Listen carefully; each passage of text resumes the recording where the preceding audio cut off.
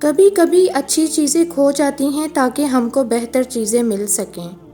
اللہ تعالیٰ پر بھروسہ رکھیں، وہ ہمیشہ وہ عطا کرتا ہے جو ہمارے لیے بہتر ہوتا ہے۔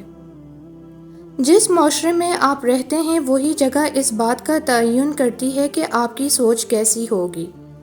لوگوں سے الگ رہ کر ہی الگ سوچ مل سکتی ہے، ورنہ آپ لاکھ چاہیں پھر بھی روایات سے بغاوت نہیں کر سکتے۔ بے بسی یا رضامندی یا پھر ہار مان کے آپ خاموش ضرور کیے جاتے ہیں۔ شیطان کمزور ہے، یہ ہم ہیں جو اس کو اپنی ذات کی ڈور تھما کر مضبوط کر دیتے ہیں اور پھر کہتے ہیں کہ سب بے اختیاری میں ہوا۔ نہیں، غلط۔ ہم نے اپنے نفس کی اتنی جی حضوری کر لی ہے اور نفس کے غلام اتنے بن چکے ہیں کہ اس کی خواہش کی تکمیل کے لیے ہر قسم کی انتھک کوشش کی جاتی ہے، اور ہم خود کو گناہ کا ارتکاب کر کے اسے شیطان پر ڈال کر بری الزامہ ہو جاتے ہیں۔ اگر نفس ہی انکار کر دے تو شیطان کی کیا مجال؟ اور اگر آپ نے اپنے بیڈ ورژن پر بھی مطمئن ہیں تو یہ کوئی دوسرا آپ کے اندر قابض نہیں ہے، بلکہ یہ آپ خود ہی ہیں۔ شیطان کا کام تو صرف آپ کے سامنے برائی کا آپشن دکھانا ہوتا ہے، ماننا یا نہ ماننا آپ کا اپنا ذاتی عمل ہوتا ہے۔ زندگی اتار چڑھاؤ کا نام ہے، زندگی برے رویوں کو برداشت کرنے کا نام ہے، آنسوؤں کو ضبط کرتے ہوئے مسکرانے کا نام زندگی ہے۔ زندگی نام ہے بے حس لوگوں کے ساتھ گزارنا کرنے کا، زندگی نام ہے نفرتوں کو برداشت کر کے جینے کا، زندگی نام ہے صبر کا، شکر کا، ضبط کا، زندگی تو نام ہے مرنے تک جینے کا۔ ہر مسکراتا ہوا شخص ضروری تو نہیں خوش بھی ہو، وہ جو کہہ دے ٹھیک ہوں ضروری نہیں وہ ٹھیک ہو۔ چہروں پر کہاں سچ لکھا ہوتا ہے، چہروں سے سچ عیاں ہوتے تو کوئی شخص کسی سے دھوکہ کھاتا ہی کیوں، اور کوئی کسی کو دھوکہ دیتا ہی کیوں؟ لوگوں کو پڑھنا ہی تو ہے، دل پڑھو ان کے، اور میرے خیال سے ہم کوشش کے باوجود کسی انسان کو نہیں جان سکتے، ایسے تو بالکل نہیں جیسے ہمیں ہمارا اللہ جانتا ہے اور سمجھتا ہے۔ انسان رشتے کی تلخیاں کبھی بھی نہیں بھولتا، مگر رشتوں کو آگے بڑھانے اور نبھانے کے لیے بہت مرتبہ اسے یہ ثابت کرنا پڑتا ہے کہ اسے کچھ بھی یاد نہیں۔ بیوقوف کے سامنے خاموشی اس کا جواب ہے، اس سے منہ پھیرنا اس کی سزا ہے اور اس سے دور رہنا ثواب ہے۔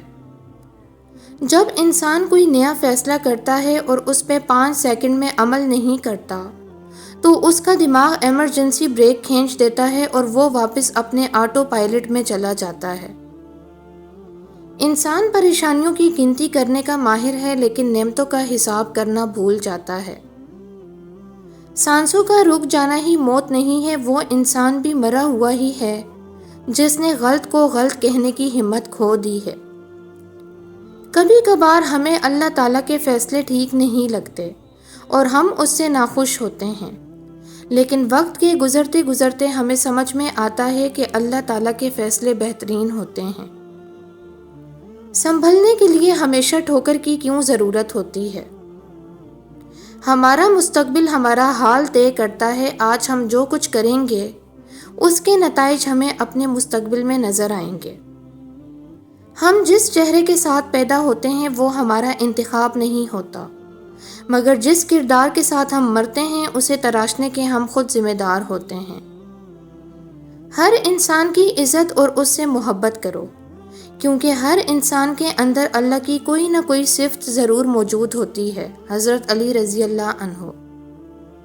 حضور اکرم صلی اللہ علیہ وآلہ وسلم نے فرمایا کہ اللہ تعالیٰ فرماتے ہیں میرے ذکر کے لیے وقت نکالو، میں تمہارے کام میں برکت عطا کروں گا، ورنہ دنیاوی کاموں کی کثرت تم پر اس قدر مسلط کروں گا کہ تمہیں فرصت ہی نہ ہوگی اور سکون سے محروم رہو گے۔ امام شافعی رحمۃ اللہ فرماتے ہیں لوگوں کی باتیں پتھروں کی طرح ہوتی ہیں، ان کو پیٹھ پر لاد دو گے تو پیٹھ ٹوٹ جائے گی، ان کو اپنے قدموں تلے ایک برج بنا لو اور ان پر چڑھ کے بلند ہوتے جاؤ۔ آپ کی تکلیف کا بڑھ جانا اس بات کی نشانی ہے اب اس کے بعد آسانی ہے۔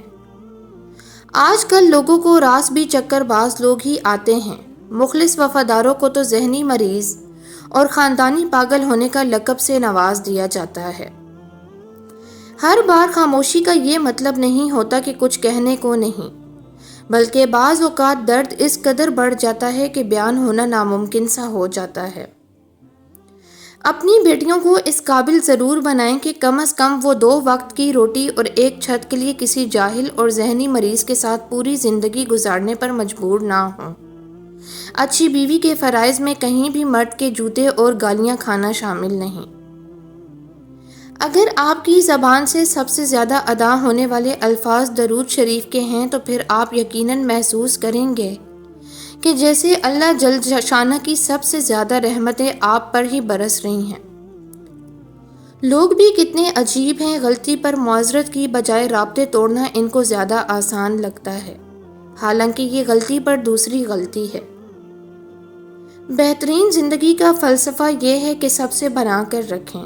آپ کا یہ فن ایک تو آپ کو بڑا مقام دلائے گا اور دوسرا آپ کی دنیا سکون اور آخرت کامیاب ہوگی۔ خود کو عادت ڈال لیں بھلا کس چیز کی؟ خاموشی کی۔ کیوں؟ کیونکہ اس سے آپ کے دل میں سکون رہے گا اور پتہ ہے کس کس مقام پر خاموش رہنا ہے۔ غصے میں، اداسی میں، ٹھکرائے جانے پر۔ اتنا عرصہ دیکھ لیا شور کر کے، باتیں کر کے، بخشے کر کے، مگر کچھ حاصل نہیں ہوا، تو پھر زندگی میں ایک موقع خاموشی کو بھی دے کر دیکھیں۔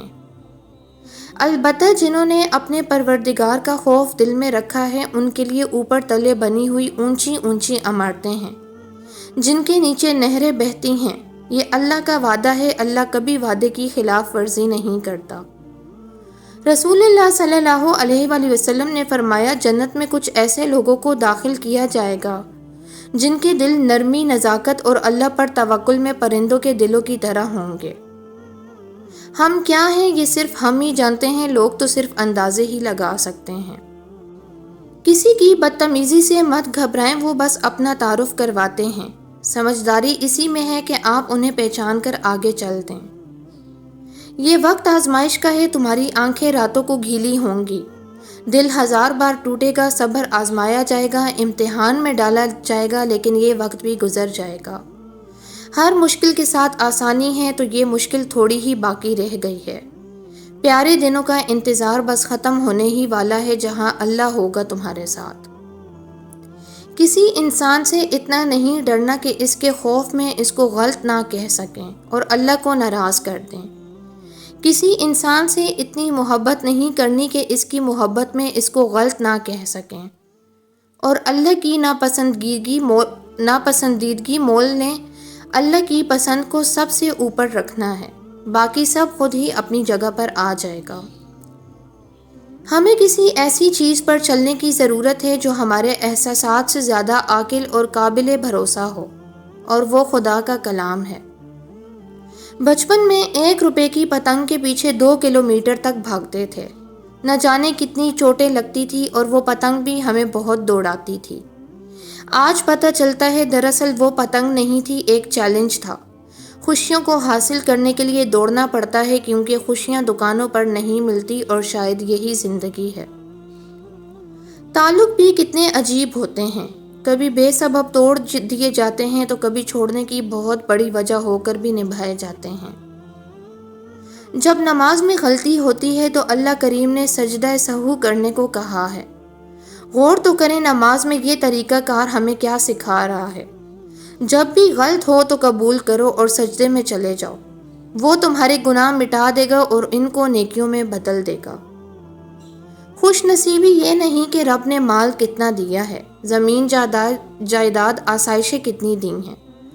خوش نصیبی یہ ہے کہ رزق حلال ملا ہو، سکون ملا ہو، مطمئن ضمیر ملا ہو، اور سب سے بڑھ کر رات کے آخری پہر اٹھ کر نم آنکھوں سے سجدوں اور دعا کی توفیق ملی ہو۔ صبر کبھی دے کر دنیا میں نہیں بھیجا جاتا، آہستہ آہستہ ہر آزمائش پہ عطا کیا جاتا ہے، ورنہ ہم انسان تو پہلی اذیت کو ہی آخری حد مان لیتے ہیں۔ نبی صلی اللہ علیہ وآلہ وسلم نے فرمایا، جب تم نماز کے لیے کھڑے ہو تو اسے الوداعی نماز سمجھ کر ادا کرو۔ دنیا میں 3 قسم کے لاوارث ہوتے ہیں، ایک وہ جو کمانے جوگے نہیں ہوتے اور بھوک انہیں ستاتی ہے، دوسری قسم وہ جو محبت کے خواہش مند ہوتے ہیں اور محبت انہیں نہیں ملتی، اور تیسری قسم آپ جیسوں کی ہوتی ہے جو سمجھتے ہیں ہر آدمی ان پر ظلم کرتا ہے، حالانکہ وہ خود ظالم ہوتے ہیں اور ہمدردی چاہتے ہیں۔ اپنے جذبات کو دکھا پانا بہادری کی بات ہے۔